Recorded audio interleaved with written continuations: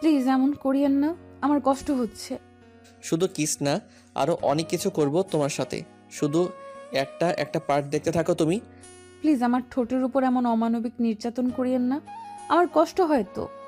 আর একটা কথা বললে কিন্তু আজ সারা দিন রাত ধরে ওই ঠোঁটের উপর এমন নির্যাতন চলবে বলে দিচ্ছি। প্লিজ অপু ভাই।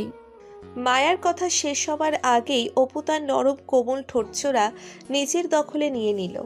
ওম ওম শব্দে জান বের হয়ে যাচ্ছে মায়ার। তারপরও কোনো রকম ছাড় পাচ্ছিল না সে। টানা 10 মিনিট ধরে মায়ের ঠোঁটের উপর অত্যাচার করেই চলেছে মায়ার বড় ভাইয়ের বস অপু। আর মায়া তার থেকে ছাড়া পাওয়ার জন্য ছটফট করেই চলেছে। তবে ওনার কোনো থামাথামি নাই। নিজেকে রক্ষা করার জন্য মায়ার করা ছোটাছুটির জন্য কিস করতে ব্যাঘাত হচ্ছে অপুর। তাই অপু মায়ার কোমর এক হাতে চেপে ধরে উঁচু করে দেওয়ালের সাথে মিশিয়ে নিল, আর অন্য হাতে মায়ের চুলের মুঠি শক্ত করে ধরে নিজের সাথে টেনে চেপে ধরে ডুডলি কিস করতে থাকলো সে। এক কথায় যাকে বলে ঠোঁট কামড়ানো কিস। মায়ের ভাইয়ের বস সাথে মায়ার কি শত্রুতা তা নিজেও জানে না সে। অপুর এমন চেপে ধরাই হয়তো তার সুবিধা হচ্ছে, তবে মায়া এতে করে বেশ ব্যথা পাচ্ছিল। মায়া কোনো রকম নড়াচড়াও করতে পারছিল না। মায়া কি করবে কিছু ভেবে না পেয়ে দমে যায়। মায়ার দমে যাওয়াতে অপু আরও এক ধাপ এগিয়ে আসে মায়ার দিকে। অপু নিজের হাত মায়ের শাড়ির ভিতরে দিয়ে মায়ের উন্মুক্ত কোমর জুড়ে বিচরণ করতে লাগলো। অন্য হাতে টেনে টেনে ঠোঁট কামড়িয়ে কিস করছে সে। ওনার এমন টানাটানিতে মায়ার মনে হচ্ছে আজ হয়তো অপু তার ভিতর ঢুকবে, নয়তো মায়াকে অপুর বুকের ভিতর ঢুকাবে। দুইটা যে কোনো একটা করেই দম নেবেন, নয়তো আজকে মায়াকে আর ছাড় দিবে না উনি। এভাবে কেটে যায় টানা 20 মিনিট। রুডলি কিস করে এক ধাক্কা দিয়ে মায়াকে সিঁড়ি কৌটার নিচে ফেলে হন হন করে চলে যায় অপু। অপুর ধাক্কার তাল সামলাতে না পেরে নিচে পড়ে কোমরে ব্যথা পায় মায়া। ব্যথা পাওয়ার সাথে সাথে ঘুম থেকে ধরপড়িয়ে ওঠে সে। ঘুম থেকে উঠে মায়া হাঁপাতে লাগলো, আর আপন মনে বলল, কি সাংঘাতিক ব্যাপার, ভাইয়ের বসকে নিয়ে কি স্বপ্নটাই না দেখলাম আমি।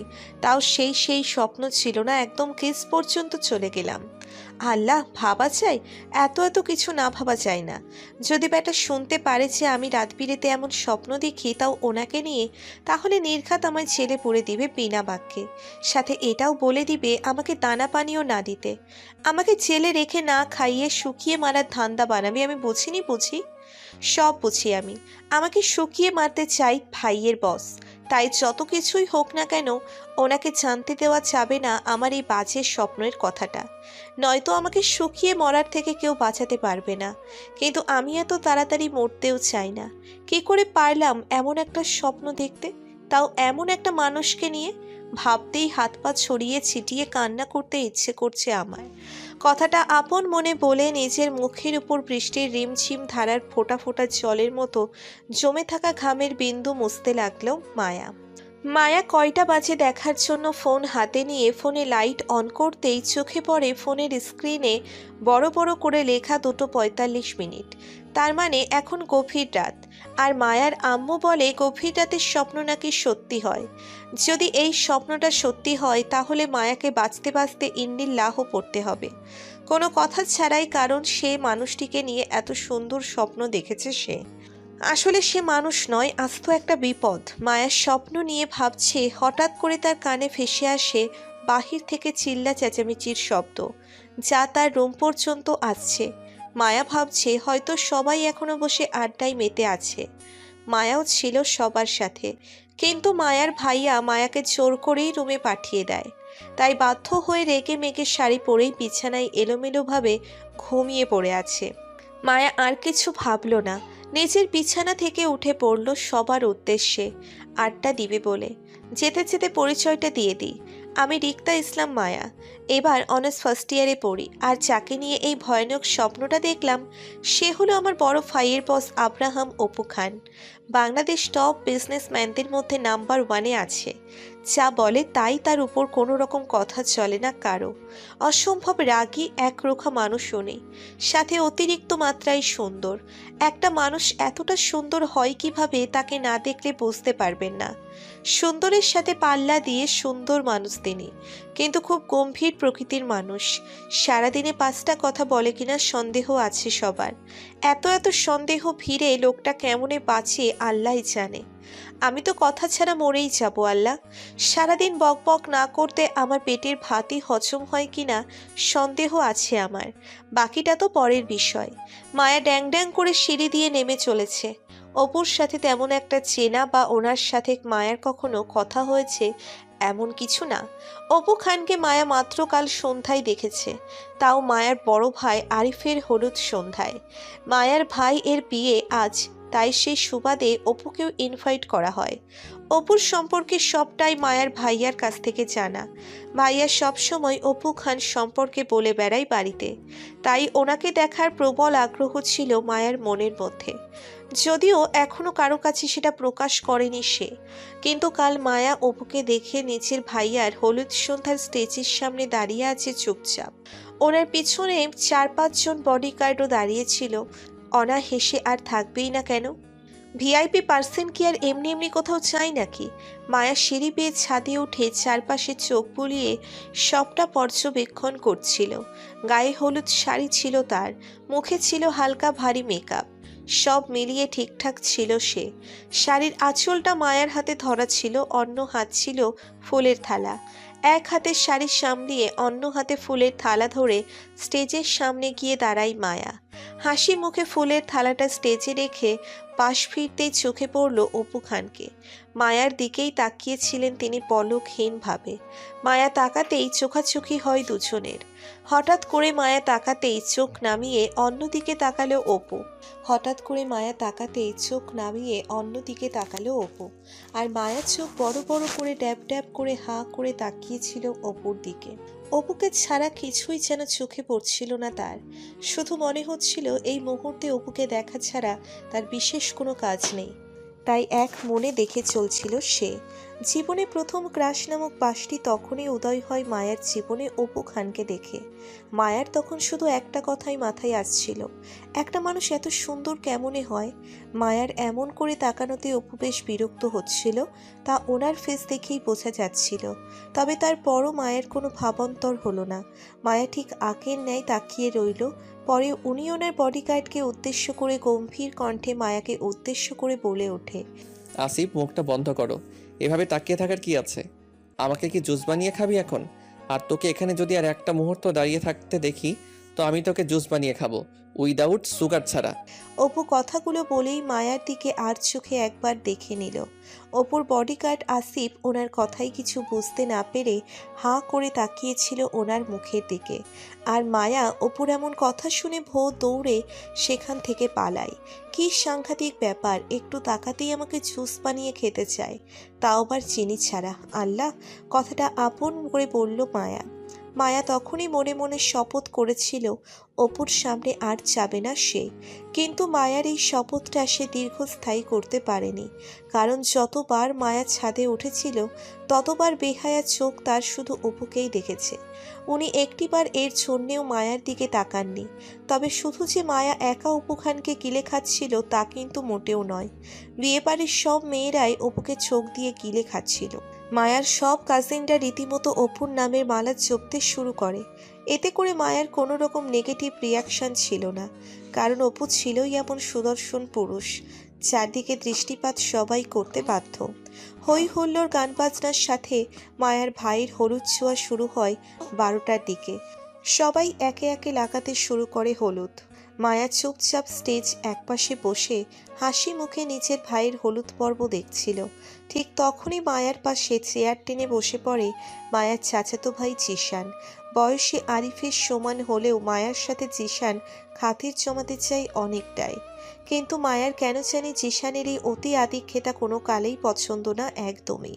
তাই বরাবরই তাকে এড়িয়ে চলে মায়া। মায়া জিশানের উপস্থিতিতে বেশ বিরক্ত, কিন্তু এই মুহূর্তে এখান থেকে ওঠার কোনো পথ নেই, কারণ মায়ার চারপাশে চেয়ার টেনে বসে আছে মায়ার গুণধর বান্ধবীরা। আর যে পাশটা খালি ছিল সেই পাশে বসছে জিশান। মায়াকে ইনিয়ে বিনিয়ে অনেক কিছু বলছে জিশান। মায়া একটু বাধ্য হয়ে জিশানের কথা কানে তুলছিল, আর বড় ভাই হওয়ার সুবাদে হাসি মুখে কথার উত্তর দিচ্ছিল সে। জিশানের সাথে কথা বলতে বলতে হাসি মুখে স্টেজের দিকে তাকিয়ে চুপসে যায় মায়া, কারণ আরিফের বস মানে অপু খান মায়ার দিকে কেমন করে যেন তাকিয়ে আছে, না রাগ না ভালোবাসার চোখে। মায়া ওনার এমন তাকানোর মানে বুঝতে পারেনি, তাই সেও কোনো রকম ভনিতা ছাড়াই অপুর দিকে তাকিয়ে রইল এক দৃষ্টিতে। খানিক বাদেই কেউ একজন আলতো ছুঁয়ে দেয় মায়ার গাল। মায়ার সাথে সাথে চমকে উঠে পাশ ফিরে তাকায়। তখনই তার চোখে পড়ল 5 বছরের ছোট্ট একটি ছেলের দিকে। আমার গালে আদুরে আলতো হাত বুলিয়ে আদর করে মামুনি মামুনি ডাকছে। মায়া বাচ্চা ছেলেটিকে দেখে হাসি মুখে কোলে তুলে নিল, আর গালে একটা কিস করে জিজ্ঞাসা করলো, এখানে একা কেন বাবা? তখনই রুহান আঙ্গুল দিয়ে ইশারা করে আরিফকে দেখায় মায়াকে ডাকছে বলে। রুহান হলো মায়ার বড় আপুর ছেলে। মায়া রুহানকে জিশানের কাছে রেখে আরিফের উদ্দেশ্যে স্টেজের দিকে এগিয়ে গেল। মায়া তার ভাইয়ের পাশে দাঁড়াতেই ভাই মায়াকে দেখেই ঝটপট তাড়া দিয়ে বলে উঠল, মায়া, আমাকে তাড়াতাড়ি হলুদ ছুঁয়ে নিচে চলে যা। তোকে আর সাথে থাকতে হবে না, আয় তাড়াতাড়ি আয়। আরিফের কথাই বেশ অবাক হলো মায়া। মায়া ভাবছে আমার ভাইয়ের হলুদে আমাকে থাকতে মানা করছে আমারই নিজের ভাই। বিষয়টা মায়ার কাছে বেশ অপমানজনক মনে হলো, তাই বিনা বাক্যে গাল ফুলিয়ে রাগ দেখিয়ে আরিফকে হলুদ না লাগিয়ে চলে আসলো নিচের রুমে। তারপর বিছানায় এলোমেলোভাবে ঘুমিয়ে পড়েছিল সে। তখনই অপু খানকে নিয়ে এমন একটা বাজে স্বপ্ন দেখে মায়া। অবশ্য এতে মায়ার দোষ, কারণ অপুকে দেখার পর থেকে সারাক্ষণ শুধু অপুকে দেখে আর ভেবে সময় পার হয়েছে তার। আর সেই চিন্তা ভাবনার সূত্র ধরে অপুকে নিয়ে স্বপ্ন দেখা। মায়া ঘুম ঘুম চোখে বাহিরে বের হলো। আশেপাশের কাউকে দেখতে না পেয়ে এলোমেলো চুল আর শাড়ি নিয়ে এগিয়ে যাচ্ছে মায়া। ছাদের সিঁড়ির কাছে আসতেই আচমকা মুখোমুখি হয় অপু খানের সাথে। হয়তো বাসার উদ্দেশ্যে বের হয়ে যাচ্ছিল উনি। অপুর সাথে মুখোমুখি হতেই মায়া পাথর মূর্তির মতো ঠাই জায়গায় দাঁড়িয়ে পড়ে, কোনো রকম নড়াচড়া ছাড়াই। অপুর দৃষ্টি ছিল মায়ের ঘুম চড়ানো চোখ মুখে। মায়া অপুর দিকে একটু কৌতূহলপূর্ণ দৃষ্টি নিক্ষেপ করতেই অপু নিজের বডিগার্ড আসিফকে উদ্দেশ্য করে বলল, আসিফ, এমন করে তাকিয়ে আছিস কেন আমার দিকে? বলি, লজ্জা শরমের মাথা কি খেয়ে ফেলেছিস নাকি? জীবনেও কি পুরুষ মানুষ দেখিসনি? এমন করে তাকিয়ে আছিস মনে হচ্ছে নিজের হারিয়ে যাওয়া স্বামীকে খুঁজে পেয়েছিস। এমন করিস না, আমি কিন্তু রেগে গেলে তোর চোখ খুলে নিব। অপুর কথার মানে মায়া বেশ বুঝতে পারছে যে কথাগুলো অপু মায়াকে উদ্দেশ্য করেই বলছে। অপুর কথা শুনে মায়া রেগে যায়। রাগে গজগজ করে উঠে মায়া অপুকে উদ্দেশ্য করে বলে উঠল, এই মিস্টার, সমস্যা কি আপনার? সেই সন্ধ্যা থেকে দেখছি আপনি যা নয় তাই বলছেন। আপনার দিকে তাকালে আপনার সমস্যা হলে আপনি বোরকা পরে থাকতে পারতেন তো নাকি? আর এত এত মানুষের মধ্যে আমায় কেন আপনার চোখে পড়ছে আমি তো জানি না। অনেক মানুষ আপনার দিকে তাকিয়ে থাকে, ওদের তো কিছু বলেন না। আর আমি একা না, আপনিও আমার দিকে তাকান, আপনার চোখও আমি তুলে নিব। বোন মানুষ একটা। মায়ার কথা শুনে অপু রাগে ফুঁসতে লাগলো। মায়া কথাগুলো রাগের কারণে বলে ফেলেছে, কিন্তু কথাগুলো শেষ হতেই মায়ার মনে পড়ে যায় সেই স্বপ্নের কথা। মায়া নিজের চারপাশে চোখ বুলিয়ে নিতেই দেখতে পায় সে এখন সেই সিঁড়িটার উপর আছে যেখানে অপু স্বপ্নে তাকে কিস করেছে। স্বপ্নের কথা মনে পড়তেই মায়া ভয়ে চুপসে যায়। মায়া অপুর ডাক বুঝতে পেরে ধীর গতিতে অপুকে পাশ কাটিয়ে পালাতে চেষ্টা করলো। অপু দুম করে মায়ার হাত ধরে এক টানে মায়াকে নিজের বুকে নিয়ে আসে। এমনিতেই মায়া অপুর উপর ক্রাশ, আর সেই ক্রাশের বুকে এখন সে, তাই বুকের ধুকপুকনিটা বেশ দ্রুত ওঠানামা করছে তার। অপু তার গার্ডসদের অর্ডার করলো দ্রুত এখান থেকে চলে যেতে। মায়া বেশ ভয় পাচ্ছে। অপু মায়াকে জড়িয়ে ধরে সেই স্বপ্নের মতো করে মায়ার ঠোঁটজোড়া নিজের ঠোঁটের সাথে লেপ্টে ধরে। মায়া গোঙানি দিচ্ছে আর অপুর থেকে ছাড়া পেতে চেষ্টা করছে। মিনিট 5 পর অপু মায়ের ঠোঁটজোড়া ছেড়ে দিল। মায়া হাঁপাতে হাঁপাতে অপুকে উদ্দেশ্য করে বলল, এটা কি হলো?